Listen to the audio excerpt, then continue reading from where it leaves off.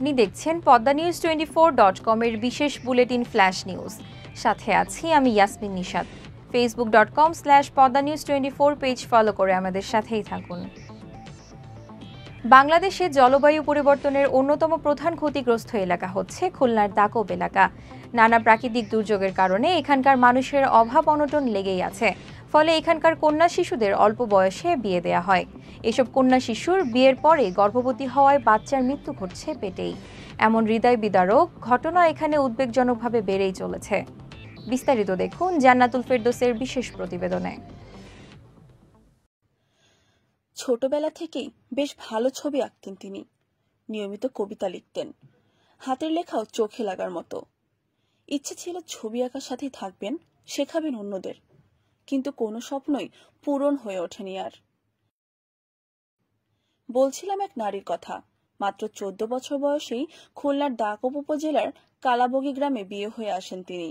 জলবায়ু পরিবর্তনের ধাক্কায় পারিবারিক অসচ্ছলতার জন্য সামনে এগোতে পারেননি। বসতে হয়েছিল বিয়ের পিঁড়িতে। বিয়ে হয়েছে তখন বয়স 14 বছর। তো আমি ছবি আঁকতে পারতাম। ইচ্ছা ছিল যে যদি লেখাপড়া করা সম্ভব হতো তা হয়তো আমার এটাকে আরও এগিয়ে নিয়ে যেতে পারতাম। আমার কবিতা লেখারও অভ্যাস আছে। উপন্যাস, কবিতা, ছন্দ এই সমস্ত লিখতাম। এখনো পর্যন্ত আমার ইচ্ছা আছে ওগুলো লেখার, মাঝে মাঝে লিখি। অল্প বয়সে সাংসারিক জটিলতায় মানসিকভাবে ভেঙে পড়েন রাশিদা। সারাদিন সংসারের কাজে ব্যস্ত থাকতে হয়। তবুও কবিতা লেখা কিংবা ছবি আঁকা থামাননি তিনি। রাশিদার মতো এমন অনেক নারী আছেন যারা বাল্য বিয়ের কারণে সামনে এগোতে পারেননি। অনেকে স্বপ্ন দেখার আগেই তা ভেঙে গেছে। আমার বাবা আছে, গরিব মানুষ ছিল, তাই আছে আইলার আগে আমার বিয়ে হয়েছে। আমার লেখাপড়া শিখতে পারিনি বলে অল্প বয়সে বিয়ে দিয়েছে আমার। জলবায়ুর পরিবর্তনের কারণে আর্থিক অসচ্ছলতাই গ্রামে বাল্য বিয়ের প্রধান কারণ। এ প্রসঙ্গে স্থানীয় জনপ্রতিনিধি নিমাই কুমার রায় জানান, বিয়ে যেটা হয়, অনেকে হয়তো চুপিসারে বাল্য বিয়ে হয় অনেক কম বয়সে। তো আমাদের কানে আমরা যখন রিপোর্টটা পাই যে অমুকখানে হয়তো একটা কম বয়সী বাচ্চার বিয়ে হচ্ছে, আমরা তৎক্ষণাৎ সেখানে ব্যবস্থা নিই। তৎক্ষণাৎ সেখানে আমাদের গ্রাম পুলিশ, প্রশাসনিক ভাইয়েরা যারা আছে বা আমরা প্রতিনিধি যারা আছি, আমরা সেখানে যে বিয়েটা বন্ধ করি এবং তার সঙ্গে সঙ্গে ব্যবস্থা নেওয়া হয়। বাল্য বিয়ের ফলে নারীদের শারীরিক ও মানসিক কি ধরনের জটিলতা দেখা দিতে পারে এ বিষয়ে চিকিৎসক বলছিলেন, মাতৃমৃত্যু, শিশু মৃত্যুর হার বেড়ে যায়। হ্যাঁ, এবং দেখা যাচ্ছে পেটের ভিতরে বাচ্চা মারা যেতে পারে। আর বাচ্চার কি হচ্ছে, বাচ্চা তো অ্যাবর্শন হয়ে যাচ্ছে। দেখা যাচ্ছে মিড ট্রাইমেস্টারে যদি কোনো প্রকার যদি হাইপারটেনশন হয়, প্রিম্যাচুর ডেলিভারি হয়। প্রিম্যাচুর ডেলিভারি হলে মানে অ্যাবর্শন হয়ে যায়। আবার 28 সপ্তাহ পরে যদি হয়, এগুলোকে বলে ডেলিভারি। এই সময় দেখা যাচ্ছে প্রিম্যাচুর ডেলিভারি হচ্ছে, লো বার্থ ওয়েট হচ্ছে, আইইউডি, অর্থাৎ ভিতরে বাচ্চাটা মারা যাচ্ছে। যদি 28 সপ্তাহ আগে হয় তাহলে আমরা মিসড অ্যাবর্শন হয়ে যাচ্ছে। পুতুল খেলার বয়সে কাঁধে গোটা সংসারের দায়িত্ব। ভাঙছেন শারীরিক ও মানসিকভাবে। বাড়ছে সামগ্রিক স্বাস্থ্য ঝুঁকি। সচেতন থাকা সত্ত্বেও জলবায়ু পরিবর্তনের করাল থাবায় পূরণ হচ্ছে না স্বপ্ন।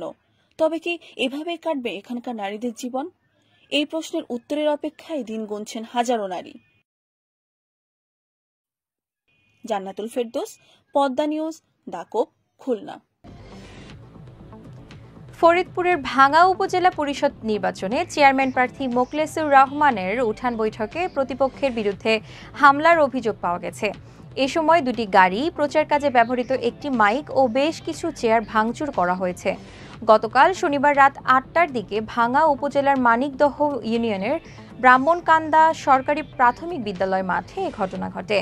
প্রার্থী মোখলেসুর রহমানের দাবি, ফরিদপুর 4 আসনের সংসদ সদস্য মুজিবুর রহমান ওরফে নিক্সন চৌধুরী সমর্থিত চেয়ারম্যান প্রার্থী দোয়াত কলম প্রতীকের কাউসার ভুঁইয়ার লোকজন এ হামলা চালিয়েছেন। তিনি আরও বলেন, আমার উঠান বৈঠকে অতর্কিত হামলা হয়েছে।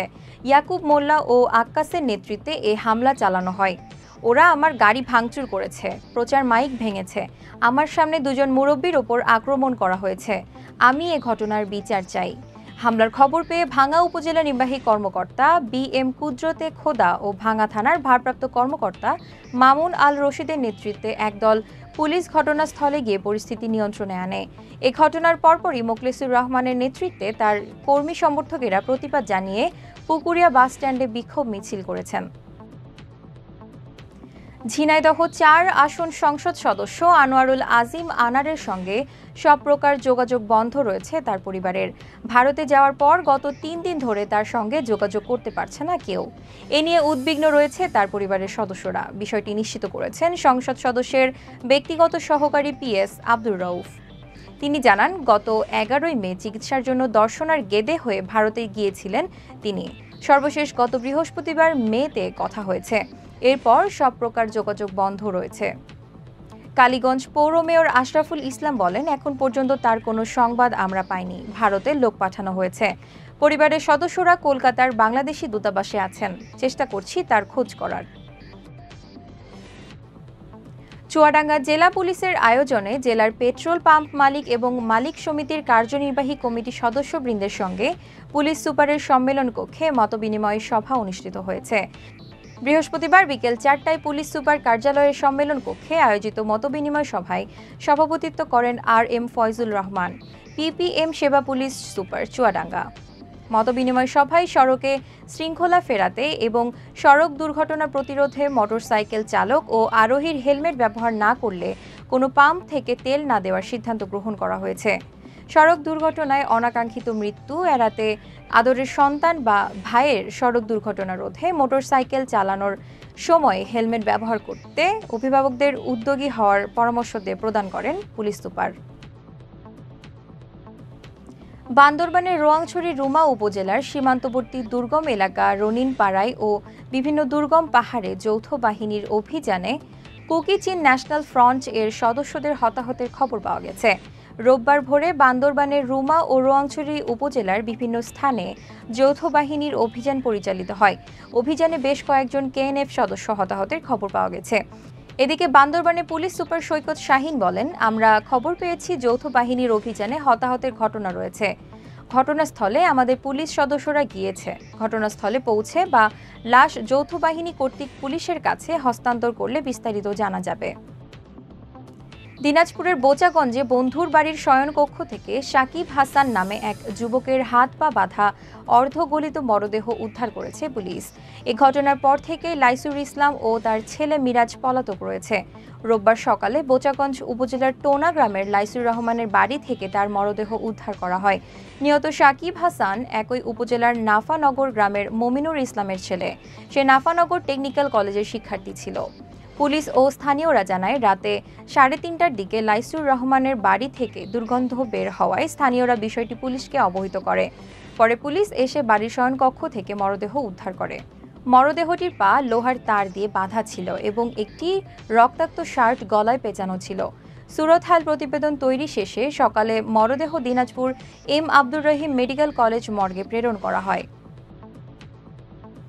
গুরুত্বপূর্ণ সব সংবাদ জানতে poddanews24.com এর বিশেষ বুলেটিন ফ্ল্যাশ নিউজ দেখবেন প্রতিদিন সন্ধ্যা 6:30, রাত 8:30 ও রাত 10:30টায়। ফ্ল্যাশ নিউজ দেখতে ফেসবুকে আমাদের ফলো করুন facebook.com/poddanews24 আর ইউটিউবে সাবস্ক্রাইব করুন youtube.com/@poddanews24 চ্যানেলটি। নিয়মিত দেশ বিদেশের আপডেট সব সংবাদ জানতে ভিজিট করুন মাল্টিমিডিয়া নিউজ পোর্টাল poddanews24.com। পরবর্তী ফ্ল্যাশ নিউজ দেখার আমন্ত্রণ জানিয়ে বিদায় নিচ্ছি আমি ইয়াসমিন নিশাত। ভালো থাকুন, সুস্থ থাকুন।